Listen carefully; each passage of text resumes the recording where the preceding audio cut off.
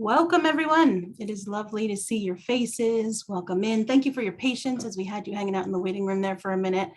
Appreciate you joining us. We're excited to be here with you. Before we get started, I want to make sure folks know that if you'd like Spanish interpretation, you can go to the Zoom menu and then look for the globe icon and just click on it to change the language throughout this session. So please feel free to do that if Spanish interpretation would be helpful. As some of you who joined us last week for our first 3 webinars in this series know, we do our introductions just a little bit differently at Promise 54. So I'd love to introduce myself and model them and model that. We do our introductions in a way that we call Radically Human, where we center things that truly matter most to us, as opposed to solely focusing on credentials or degrees or networks that we're a part of. And so my own Radically Human introduction goes something like this. My name is Xiomara. My pronouns are she and her. I identify in many ways, including as a cisgender, able-bodied, Latina, a queer woman, a daughter, a little sister, a wife, a titi, a mother, and an aspiring warrior for racial justice. My Roman Catholic Puerto Rican mother, who grew up low income in the South Bronx, who's on that upper left side there on the slide you see, met my Muslim father, who's a first-generation immigrant from Bombay, India, in college. They fell madly in love. And together, both being the first in their families to graduate from college, they fell in love with each other. They fell in love with education. They went on to get their PhDs, each of them, and together they broke the intergenerational cycle of poverty for our family. Their experiences in relation to education informed my passion around educational equity work. I also grew up watching them form connections and trust across lots of lines of difference, from spices and food to rhythms and music and language and religion and a whole lot more. And for them, that was really part of the definition of love, a big part. And today it informs a lot of my approach around building radically human spaces where we can connect deeply across lots of lines of difference and ultimately, hopefully, if we're lucky, be able to thrive with one another. I am also a wife to an amazing woman who I've been with for 21 years. She's in that upper middle there. We've been illegally married for 9 years. We have been legally married for 4 years. And together we are moms to a kind, brave, smart, beautiful 9-year-old on the right-hand side there who questions everything and is deeply loving. I'm also the very proud founder and CEO of Promise 54. If anyone's meeting Promise 54 today for the first time, welcome. It is lovely to meet you. We are a national nonprofit. We exist to help other organizations to create internal environments where their staff can truly thrive. We do it in lots of different ways. We do it through tailored one-on-one support for organizations, where we meet them where they're at and create tailored scopes to help support them to move forward. We also facilitate cohort experiences where we bring leaders together across lots of different organizations working to advance similar work to support one another. And we do it through research, like the national research that we're going to anchor in today. We're here today in order to more deeply explore some of the findings of our Unrealized Impact 2.0 report. We released the first report in this series in 2017, and that was based on data from 5,000 individuals and 200 organizations. And what we wanted to understand is, how is the education sector doing on diversity, equity, and inclusion? And the results were really sobering, and they showed we have a super long way to go. This new report is a 2.0, Unrealized Impact 2.0 report. We just released it 1 month ago, and it includes data now from 28,000 individuals and 500 organizations. It's the largest study of its kind on DEI in the field of education. And Unrealized Impact 2.0, I think, represents a bold call to action for organizations to really engage in this work of becoming diverse, equitable, inclusive, and anti-racist. And we really do believe that's a precondition for social justice. One of the many things that we study and share about in the report is demographics across the field of education to see how we're doing with representing the communities that we serve. And when it comes to racial diversity in the education sector, we have a long way to go. Specifically, we find that 80% of students ultimately served by organizations participating in our research are students of color, but only 53% of the adults who serve them are staff of color. We also look at what's going on from a demographic standpoint as we move up in positional power into the rooms and positions where disproportionate access to decision-making and information and resources and influence really live. And what we find is that the representation gap gets bigger and bigger as you move up in positional hierarchy. And these aggregate numbers aren't moving. In 2016, and now we're on the right-hand side of what you're looking at, we found that 63% of executive teams, 67% of board members, and 74% of CEOs were white. Those are those navy blue bars on the right-hand side. Our most recent Unrealized Impact Study 2.0 found that these numbers are virtually unchanged. If you look at those teal bars, you'll see 65%, 67%, and 77% white folks in those positions with the most power and authority and influence across the sector. At best, I would offer that the constant lack of opportunity and access for people with historically marginalized identities, especially in this case, people of color, represents inequities because, perpetuates those inequities because our organizations don't have the diverse perspectives and experiences, the representative perspectives and experiences that are really required to disrupt status quo thinking and innovate effectively. At worst, the education sector's consistent failure to racially diversify our staffs, specifically our leadership teams, is indicative of a persistent root level belief in white supremacy. That white folks are perhaps more able, smarter, better problem solvers, more qualified, more able overall to lead and to solve the most vexing problems in our society. And we see this play out in terms of staff experience as well within organizations. We find when we look at staff experience that white staff are the most likely to feel that they can bring their whole selves to work. 78% of white staff agreeing with that statement. You can see our national numbers as a comparison. And then an even more stark comparison is to share that the Black staff are the least likely racial ethnic group to agree that they can bring their whole self to work, with only 68% agreement among Black staff. We also find that white staff are the least likely to experience bias at their organizations, with only 28% reporting that they experience bias. But in comparison, Native American and Indigenous staff are the most likely racial ethnic group to experience bias. They report experience bias at 44%, much higher. And so if we're going to dive into a conversation today about uprooting whiteness. And we mean that in multiple ways. So if you're getting a play on word, you're getting it accurately, play on words. What we mean is multiple things. We do mean fundamentally shifting the demographics in the sector to actually represent and center Black and Brown communities. And we also mean deprogramming from white supremacy culture and the ways in which any of us could be bringing white supremacy culture to how we lead, how we build relationships, communicate, make decisions. Only by uprooting whiteness in all the ways will we be truly positioned to get to transformation in the education sector. And so that's what we're here to chat about today. So we're going to break this conversation up into two parts. In the first half of our session today, I'm excited to invite a few incredible leaders into conversation with you all. First of all, the fabulous Laura Brewer, who is a leadership coach, a death doula, an educator, and the creator of the podcast, How to Make Love, is going to join us to answer your questions, to share her experiences and her perspectives generously with us, and to engage with our other speakers, who are, I'm excited to introduce, Becca Bracy, who served for 20 years as the founding executive director of the Broad Center, and Andy Calkins, who co-directs the Next Generation Learning Challenges.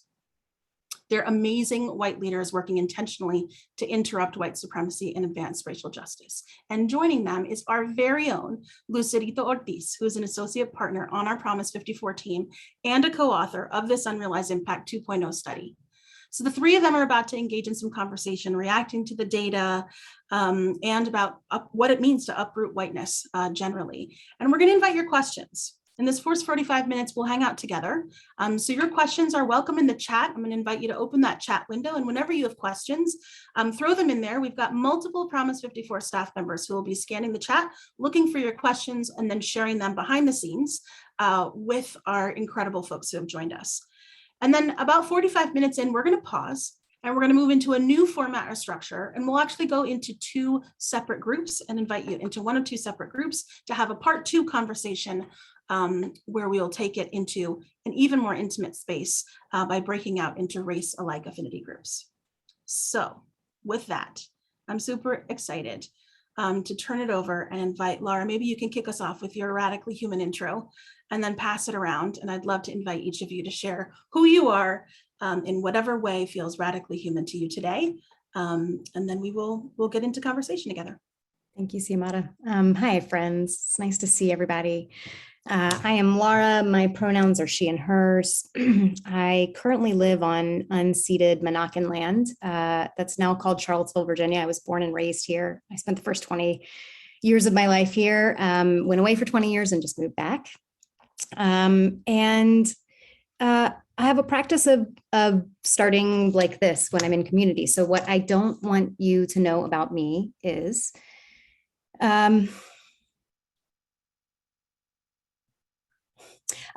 I think what comes to me immediately is just what a mess I am right now, that I'm coming to you where it feels like the honest expression of my life in this moment is just a bunch of chaos and mess. And I think most of that is feeling like a proxy for love in my life, but it's the mess of divorce. It's the mess of confusion about my Southern identity and reclaiming that and being back home near and around family with whom there are a tremendous amount of differences. It's the mess of insecurity. It's the mess of jealousy. It's the mess of whiteness, which we'll feel palpably in this conversation. So I'm Laura, and I'm making a mess, and that's me. I'm going to turn it over to Becca. Would you mind introducing yourself? Sure. Hi, thanks for having me. And it's great to be here. And I see some familiar faces and others that I'm excited to get to know. My name is Becca. My pronouns are she and her. I do identify as a cisgender, able-bodied white woman, but I think the more important identities to me are daughter, sister, not just aunt, but favorite aunt. It's really important to me that I'm the favorite aunt to all my nieces and nephews, and I work hard to maintain that status. And also just being a good friend and colleague. Those are things that I put a lot of energy into and care about. I feel like if I were trying to describe myself to someone who didn't know me, that I would say I'm a combination of a honey badger and a service dog, because I really love to get things done and I fight a lot for what I want, but I think I'm really happiest when I'm just helping other people. And that sounds kind of generic, but that is where I get a lot of my joy from. And coming into this work and why I do this work and why I care about trying to be anti-racist and trying to understand my own white supremacy and socialization that's led me to here started as much more of a, like, I don't know, not just, probably more of like a white savior kind of thing. Like I need to help people and change the world and I can make things like a better place. But over time, I feel like it's really evolved into more of an understanding of how my own life and happiness is wrapped up in that of others. And there's 2 quotes that I think about a lot. One is from Frederick Douglass, who said, "No man can put a chain about the ankle of his fellow man without at last finding the other end fastened about his own neck." And then Fannie Lou Hamer, who said it maybe a little more succinctly, "Nobody's free until everybody's free." And I remind myself of that daily, and I feel that. And I feel like my work specifically in education is because I do think education is one path to freedom for all of us.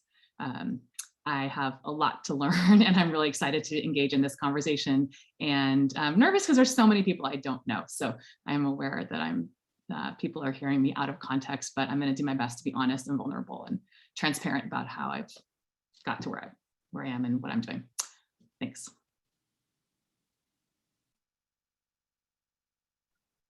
Thank you, Becca.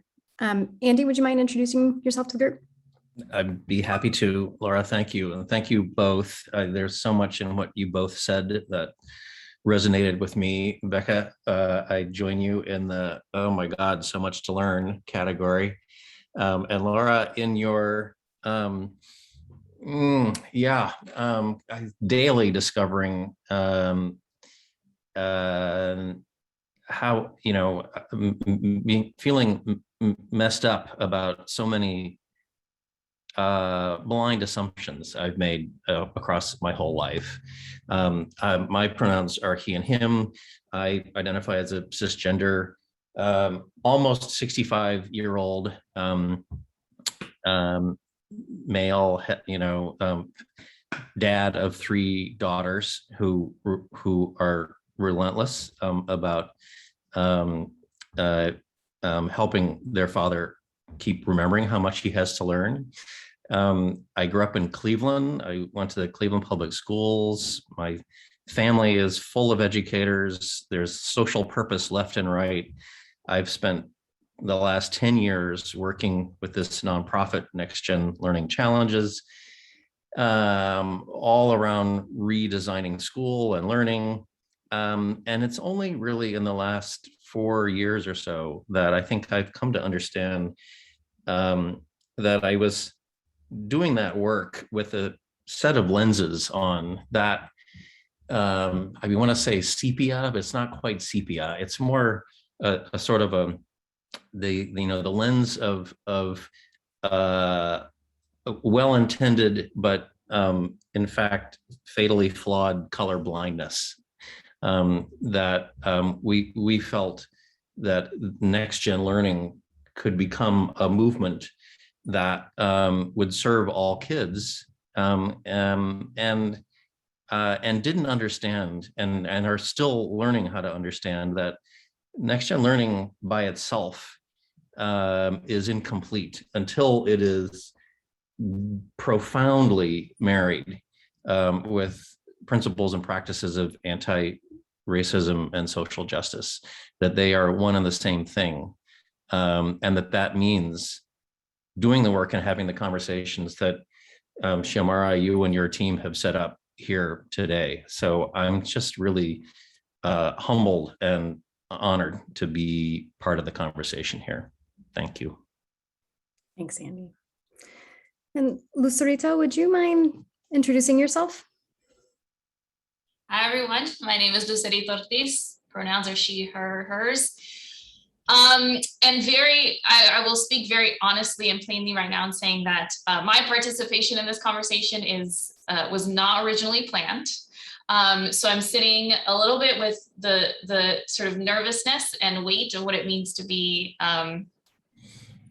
like the only person of color on this panel. And I am the proud daughter of immigrant parents from Guatemala and Mexico. My mom is a house cleaner, my dad's a gardener. And I grew up within a context where it felt like my proximity to whiteness and success as defined by whiteness felt like my parents' only conduit to respect and humanity in this country. As laborers, as immigrants, as people of color, I grew up witnessing the ways in which people treated them because of the way they looked and because of what they did, because of their profession, and grew up recognizing that, very few people acknowledge the fact that these were full, brilliant humans who had persisted through immense trauma and challenge. I would see their clients talk down to them, and often in ways that were not always even perceptible to my parents. So I feel like I grew up with a very complex relationship with whiteness, in that I grew up with a lot of resentment for the ways in which I saw the majority of white folks growing up treat my parents, because the majority of white folks I saw growing up were their clients, were wealthy people who hired them to clean their houses and take care of their gardens. And I also grew up with the notion that, for me and for us, my ability to succeed and assimilate in this society would determine my family's ability to survive in this country and my parents' ability to be recognized as humans. I had the privilege of attending Harvard College as a first generation student, and my parents absolutely love dropping the H-bomb because for them, it's one of very few times they feel true respect from their clients, where people are like, oh, okay, oh, wow, your daughter went to Harvard. Now you deserve my respect. Anyway, so I feel like I have grown up navigating this sort of tension between feeling a lot of resentment toward whiteness and also becoming very, very good at it, becoming very good at it for the sake of success. So I sit here with that tension and understanding that especially as a light-skinned Latina, there is a lot of work that I and a lot of folks of color have to do to also interrogate and uproot whiteness in ourselves and recognize that the root of it for me comes from a place of survival. And that doesn't diminish the negative impact it could potentially have as I am complicit in it. So. Thank you so much, Lucerito.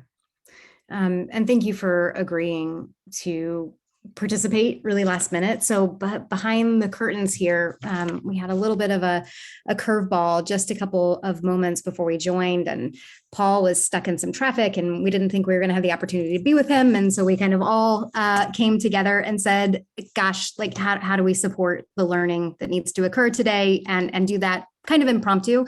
And so I suspect you'll feel a little bit of the bumps and snags as we Paul is now here safely out of traffic. Lucerito, as one of the co-authors of this report, may be sharing some perspectives for us. Becca and Andy might be pitching in. We may just kind of adjust based on what's necessary. Before Paul introduces himself in just a moment, I think what would be tremendously helpful is just, I'd love to get a sense as the moderator here of what's on your hearts. What is the question that you'd really value us spending some time grappling with? What's on your heart as you come into the conversation? There's no pressure, and I know we're going to get a smattering of things, but to the extent that we can all stitch together an experience that is honest, that's real, that's vulnerable, that is helpful, that's impactful, we will all do our very, very best to do that, playing the different roles that we'll be playing. And thank you for everyone for your flexibility in the very beginning here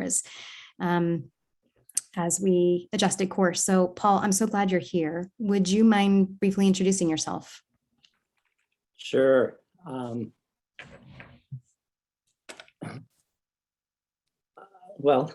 First, my apologies for not being here at the beginning. We just got a lot of rain and there's a lot of traffic, and I was trying to get back to my house. And so I made it, which I'm very glad to be here on the call with everybody, and glad to see you all. I use he, him pronouns. I live on unceded Chochenyo Ohlone land, which is also known as Oakland, California. And been doing work around race, class, and gender for a very long time. So I just want to tell you what one of my initial experiences was that's kind of guided me through the years in doing this work. I was on a small liberal arts college in the late 1960s in the Northwest, and it was predominantly white. And in my senior year, a whole group of African-American students were funded by the Rockefeller Institution or Foundation to be on our campus. And so they arrived and very quickly realized that the campus was completely unprepared to actually provide them an appropriate and relevant education. And after trying to negotiate with the administration for a Black Studies program, they took over the administration building and kind of stopped business as usual on the campus. And they came to some of us and they were angry and outraged at the level of white supremacy, of racism on the campus. And my first response was to throw up my hands and say, well, I'm not racist. I support you, and I treat everybody with respect, right? Kind of a typical white response when confronted with racism. And they said, well, that's fine and good, but there's racism here on this campus. There's racism in the schools, in the healthcare system, in the criminal legal system. Do you stand with us in the struggle for racial justice? And that really was a hard question for me to grapple with, because they were asking not what I thought, or not what I believed, or not what I stood for, but what was I actually doing? How was I showing up in the struggle to make a difference and actually work for racial justice? And so they said that they needed two things from those of us who were white who wanted to support them. One was direct solidarity work. They needed meals, food brought in, messages carried out, a lot of logistical things. And we said, sure, we can do that. And we set up systems to try to support them. And the other thing they said was, and we need you to talk to the white people on this campus, the students, the faculty, the administration, because they don't have a clue what's going on and why we're here and what's important about this. And that was something that a lot of us were really stuck with, because we didn't have any sense of how to talk to white people about racism. And yet they were telling us that this was one of the most important things we could be doing as allies, was working with white people. So I've learned a couple of things from that I've carried with me. One is that it's not what I say, it's how I show up. And that the work has two aspects: direct solidarity and working with our own communities. And working with our own communities is one of the most challenging parts of this at sometimes. And just one more sentence. About 10 or 11 years ago, we set up a national organization called Showing Up for Racial Justice, and specifically to educate and mobilize white people to work for racial justice and multiracial alliances. And so there's probably many of you are familiar with SURS. There's 175 chapters around the country. And this is the kind of work that as an ally, I feel like I can contribute to the work. So that's a little bit about where I've come from. Thank you so much, Paul. I'm glad you're here. And thanks again, everybody. Sometimes I find it helpful to scan an experience I'm having, particularly one that may not feel like it's applicable just yet. And I'm hoping that from what everyone has shared in their introductions, that there's still something that's applicable here for everyone and what you're hearing and what you're witnessing. Having said that, I think it can be helpful to just pause for a moment for all of us and say, if we had to end right now, as patchwork and piecemeal as this experience has been in the beginning, if we had to end right now, what is something we're learning about whiteness, how it functions, what it takes to disrupt it, what it takes to bring a group of strangers together and have a meaningful conversation that you can extract immediately right away from this conversation, just to ensure that we all leave getting something to center in and anchor in. And as we all reflect on that, I'm going to invite Lucerito as the co-author of this report to share. Lucerito, would you mind sharing anything for you? It's so rare that we get the luxury of having the opportunity to talk with someone so deeply situated in the work and the report. What's your perspective on what it means to uproot whiteness specifically in the education sector? And do you have a charge for us as we carry the baton for the rest of this dialogue? No pressure. Yeah. So when I think of uprooting whiteness, I mean, there's what feels complex to me about figuring out the entry point to answering that question is my answer feels very different if I'm talking from the perspective of what it means to uproot whiteness from a position as a white person, what it means to uproot whiteness as a person of color, and that's the spectrum within that, right? Essentially the spectrum of privilege and access to whiteness and proximity to whiteness. Because I think there's like the personal reflection and the personal like internal work required to interrupt the behaviors, the ways of thought that like we all individually carry that perpetuate and contribute to white supremacy culture. And what it means to actually do that and the risk involved to actually do that is very different. If you're like a white person, a white passing person of color, and or a Black person, or, you know, as you think about like, again, quote unquote proximity to whiteness.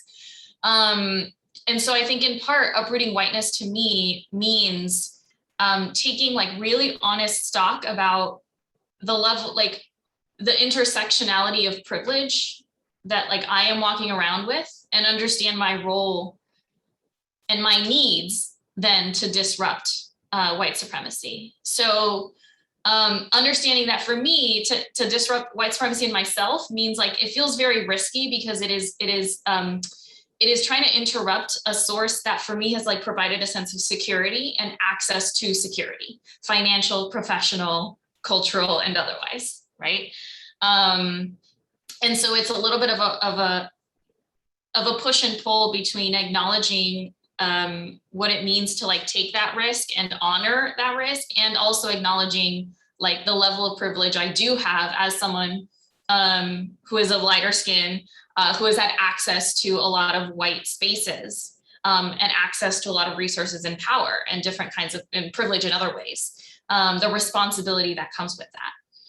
And so I think it's a deep interrogation of personal responsibility at the intersection of like identity and privilege, and also like care, you know, like what does it mean to provide care and grace for myself in a process that feels very scary. And I think for white folks, it's really about acknowledging that the risk there is much more around discomfort than it is around lack of safety. At least that would be my interpretation of it.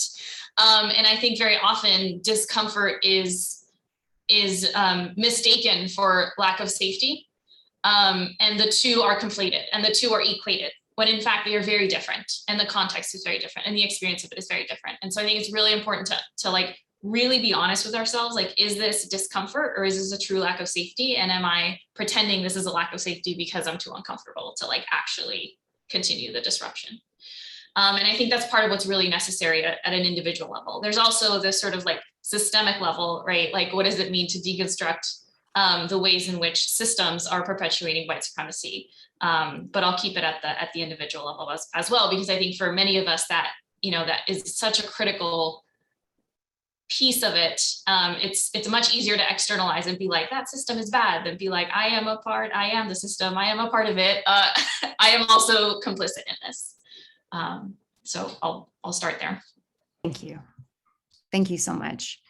I just want to name explicitly that, you know, while Paul and all of the panel and I are going to do our best today to have you and have you leave thinking and feeling some powerful things about uprooting whiteness, I just want to state the obvious, that there are dangers, there are limitations, there are restrictions, there are contradictions in having Paul and I be the two dominant voices in this conversation. As white identifying people who are, you know, the least able historically to see white supremacy functioning. And yet that is also our work and our responsibility, learning to see white supremacy conditioning function more clearly, training in our ability to do that, working to decondition it from our bodies, to dismantle it from our systems, and do that in a way where we are joyfully allowing ourselves to be held accountable, and doing that work in public. So that's what we've been asked and invited to do by Promise 54. We're going to make a couple of adjustments here for time, but Paul, I am a podcast host, so I am going to toss a couple of quick fire questions your way. You can take as much time as you like with them, but I find it most helpful to start with language, and I'm going to pull from some of the language that Lucerito was just sharing with us. Can we just start with what in the world does it mean to uproot something? That's a good place to start. For me, we can't understand the foundations of our country and our culture without understanding the role that white supremacy has played. And so we have to be doing foundation work. We have to be digging at the roots of the systems that hold it in place. And that means looking at our institutions, our culture, the way the institutions work together, interchange in terms of creating a structure of racism that permeates all aspects of our lives. So for instance, we can talk about racism in the educational system, and we can talk about racism in the criminal legal system, but we have to be able to see that the way they work together creates a school to prison pipeline. And then, of course, once young people are caught up in the juvenile justice system, that affects their job possibilities. So we have to look at the institutions of work and other things. So we have to be thinking systematically and institutionally and deeply if we want to do radical work, necessary work. So what does it mean to you to uproot whiteness specifically? I'm sorry, what does it mean? Did you say? Yeah, so and Okay. it may be exactly what you just shared, but now thinking, as we've talked about uprooting, what does it mean to you to uproot whiteness? Well, because whiteness is so foundational to how we've built this whole society, then we have to have a lens, a racial lens. Especially as white people, we've been trained not to see race. We've been trained to ignore it or minimize it or deny it, or to isolate it and say, well, it's some people over there who are racist, or it's some policy over here that it has racial impact. So for me, the whiteness piece is about carrying a lens all the time, assuming that racism is happening, that it's operating, and that our task is to figure out, how is it operating here? How is it playing out in the dynamics in this room, in this meeting, in this office space, in this cultural event? And so the uprooting whiteness is first being able to carry that lens daily in our lives to be able to see it, and then work with others to figure out appropriate responses. Something that I think and feel my way into a lot is what it means to uproot something that I inherently am. So I'm wondering for you how you think about uprooting whiteness as something that you are, as a part of your identity. What does that mean to you? Well, I think partly it's a certain humbleness to realize that it is so deep rooted that it's a process. It's an ongoing process. It's one that we try out things, we make mistakes, we learn, we do better. And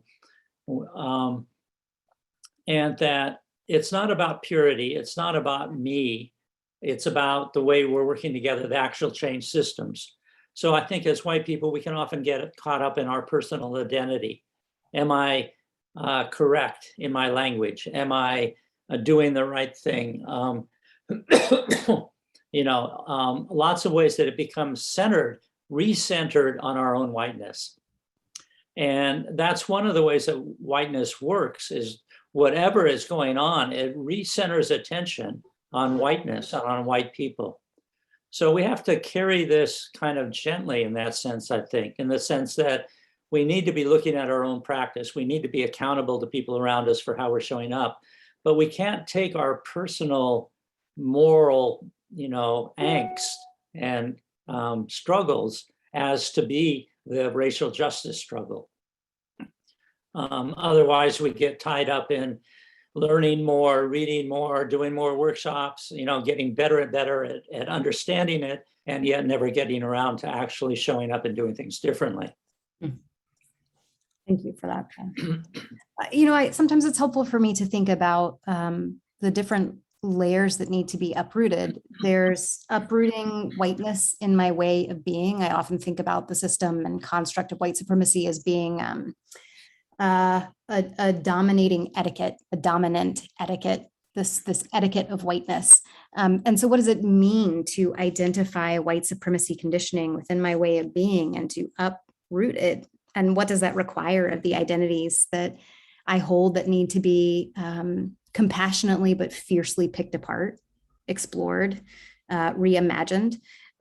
So I think about it in terms of my way of being and the dismantling and deconditioning there. I also think about it in terms of systems, uprooting whiteness as a system, as a construct, as an elaborate, multifaceted, conniving system that holds hands with so many other systems. And how do we shine it under a light? How do we pick it apart? How do we tease it? But you can't do one without the other, because to illuminate the systems requires that we change our way of being.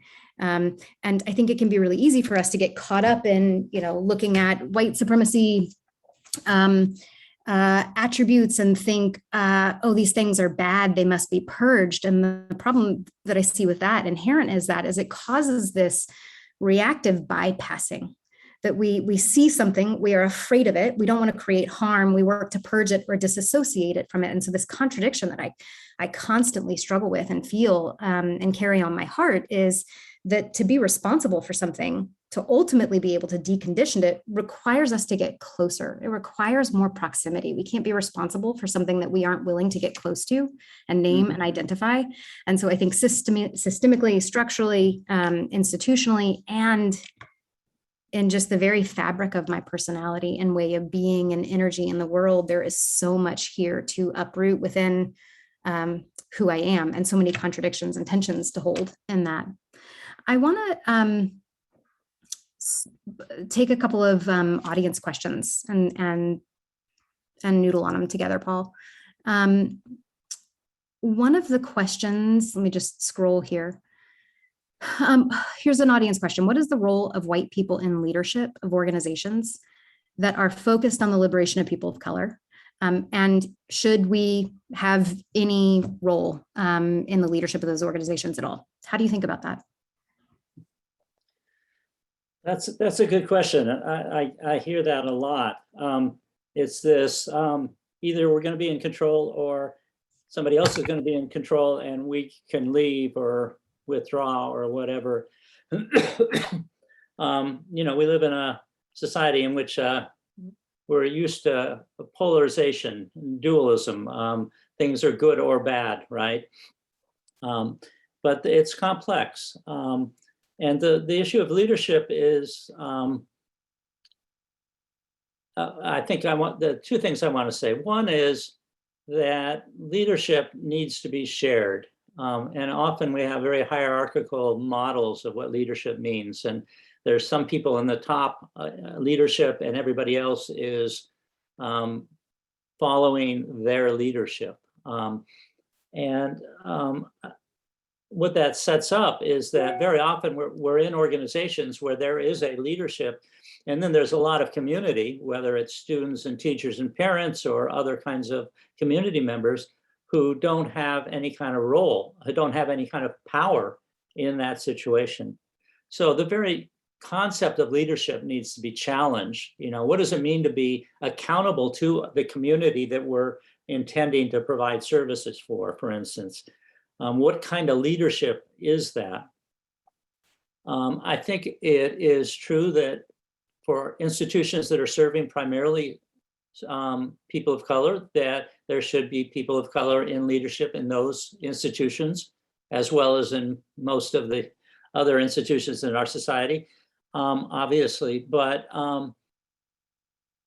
it's not a question of, I think one of the things that's helpful for me is, and I often ask people, if you're in a leadership role, can you imagine a person of color being in that leadership role? What would it be like to imagine yourself being replaced by somebody? If you can't imagine that, then how can you be supporting the leadership of people of color? Because ultimately, in many of our organizations, particularly at the top rungs, we need people of color in leadership. And that means not tomorrow necessarily or today, but soon we need people of color in the roles that we are playing.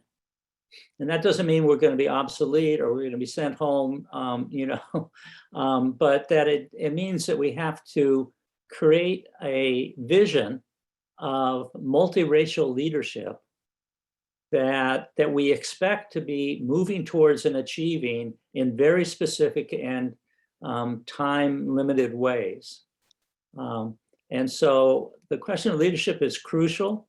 Often it's left out. We do a lot of other policy changes and the people at the top stay predominantly white. But the other part of the leadership is accountability to those communities, because if we're not accountable to those communities and people from those communities are not in leadership, then we tend to recruit people of color who have similar ideas to us, who have the similar credentials to us, who are similarly disconnected to, in a school system, particularly the parents and students and other community members who this school is situated to serve. So there's a politics as well as a racial dynamic going on. Thanks, Paul. I'm going to add a couple of reactions to that, and they're nonlinear. I think unequivocally, unapologetically, we have to uproot the sea of whiteness in our education systems and drastically change the visible representation of people leading those systems. Now, I also believe that we're uprooting whiteness within the system. We're uprooting whiteness within our energy. We can change lots of faces and still carry about with us the tools of white supremacy conditioning and how we behave and treat one another. And redefining leadership really stood out to me. I think a few other things I found myself thinking and feeling while you were sharing is for white leaders, white people, we're a leader regardless of the extent to which we hold leadership. And I think one attribute of white supremacy is this craving of acquisition and ownership. So I'd say, like, inherently one of the things that we probably need to do is define leadership for ourselves. I'd say if you are a white person holding positional power and privilege, and you're grappling with this question of to what extent is my presence here problematically, I think one of the things that we have is, to what extent is my presence here problematic? I think one of the things that we have to do is own the innate tension that it is of service, of value, of worth, and also inherently problematic, and commit to living in that tension. And likely as we do that, we're going to feel shame, guilt, confusion well up, and our tendency is to back away from those things. And I would implore us to move closer to them and not bypass them, because when we bypass our shame and our guilt, it gets projected onto people of color to deal with, to absolve, to handle as an additional burden. I would also say, like, if you're a white person grappling with this question, do I stay in my position? A few things to check yourself on. A sense of martyrdom can creep in here, a sense of paternalism if we're not careful around bequeathing a leadership role to people of color as if, it is ours to bequeath. So I think be mindful of that and mind for that. I think reflect on your relationship with power. To what extent is it being shared? To what extent is it being handed over? To what extent is it being avoided? What is your relationship with power? What's your relationship with title? These are all things to think about. And I think another thing is, like, do your work so you're not leaving a mess behind for people of color. If we're going to grapple with this question and drastically change what the face of education looks like, which we really got to do, I would say if you are a white person holding positional power and authority right now, your primary charge is to tend the soil so that we can change the landscape of what education looks like without leaving an epic mess that just repeatedly depletes people and enables the system to function, and leaves the work for people of color to do behind us. So those are a few things that popped up for me as I listened. And I would just encourage folks to stay in the heat of this question. I think another thing that you can do is just be clear about, what is my purpose aside from title? What's my purpose here? What's the wake I want to leave in my time in this organization? What are the ways I'm committing to publicly and accountably deconditioning whiteness from myself and how I lead. How can I do that in a more public, vulnerable way? And I hope that some of that gives you some stuff to grapple with. Paul, and again, Can I add one quick thing? I was just going to ask you to do that, please. Yeah, I think that it's really important that those of us in leadership be supporting the leadership of people of color, and interfering in the backlash that people of color inevitably receive as they move into more and more leadership, and the ways that they get undermined or isolated or limited in what they can do. So part of our role in supporting the leadership of people of color is to be paying attention to and listening to them talk about what kind of backlash or response or resistance are they meeting, and what kind of support do they need in the organization from us as white people, particularly in dealing with that coming from other white people in the organization. Thanks, Paul. I'm going to ask Siamata to wrap this particular part of the conversation up here in just a moment. But before I do that, Paul, I'm wondering if can you give a specific charge? What is one specific way everybody here listening on the call can work to uproot whiteness when they hang up the phone in a little bit? I think maybe the most important thing for me is that allyship is a practice. It's not an identity. It's something that every day we have the opportunity to show up and make a difference in creating a fair and just society, and working for racial justice, gender justice, economic justice. So it's that commitment, knowing that it's not something we're doing for other people, that our lives are at stake, our community, our water systems, our air, our education for our kids, that everything is on the line. Everything is contaminated by racism. And it literally stunts our lives and threatens the life on earth really right now. So it's that commitment to every day showing up, making a difference, reaching out to other people, and being part of the struggle for racial justice. Thank you, Paul. Siamata, I'm going to ask you to close us out. And I just want to thank you, everybody, for being here. We're going to segue into a second part of this conversation in breakout spaces. And I'm going to be asking Andy and Becca some education-specific questions here in a couple of minutes in one breakout room. But I thank you for bringing your heart and your body and your mind to this conversation from wherever you were coming from. And I thank you for witnessing the dialogue and the people here. Lucerito, thank you for very last minute giving us a call to action and stepping in, Andy and Becca. And I appreciate you all so much. Siamata, I'll turn it over to you.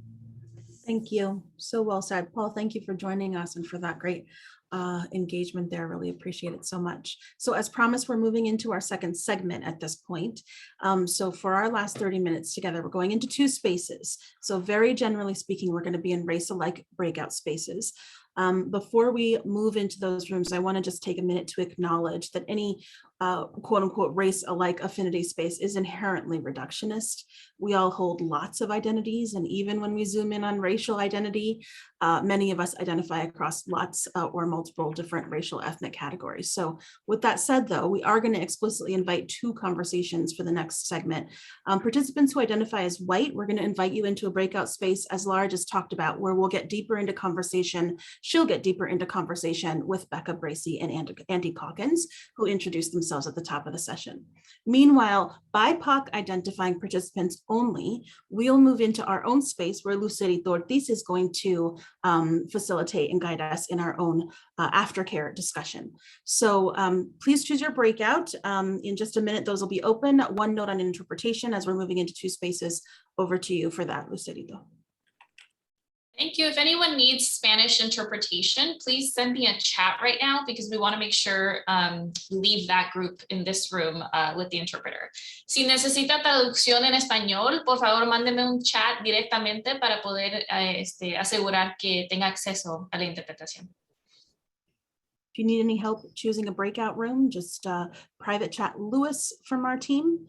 He's available on the chat to help you move into the breakout rooms. Otherwise, they should be open here momentarily and you can choose your breakout room and we'll continue the conversation. We'll see you there. Thanks for joining us.